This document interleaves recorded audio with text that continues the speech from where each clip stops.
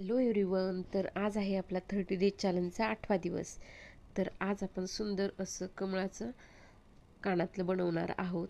तर इथं मी घेतलेली आहे मोत्याची माळ, त्यानंतर कमळकुंदन स्टड घेतलेले आहेत, बॉलपिन क्रिस्टल घेतलेले आहेत, ग्रीन आणि रेड छोटे घेतलेले आहेत 3 mm चे, आणि ओव्हल शेपचा ग्रीन घेतलेला आहे. तर मी एक एक करून दोन लहान आणि मधली मोठी अशी चेन कट करून घेतली, आणि त्यानंतर त्याला कडेने 2 लहान चेनला रेड कलरचे क्रिस्टल अटॅच करून घेतले बॉल पिननं, आणि ग्रीन क्रिस्टल मध्ये अटॅच करून घेतला. आणि त्यानंतर 0.3च्या तारानं मी कमळाच्या कुंदनला ते पूर्ण तिन्ही साखळ्या अटॅच करून घेतल्या, आणि वरच्या साईडनं स्टड अटॅच केला. तर बघा, असं सुंदर आपले इयरिंग तयार झालेले आहेत. आवडले का नक्की कमेंट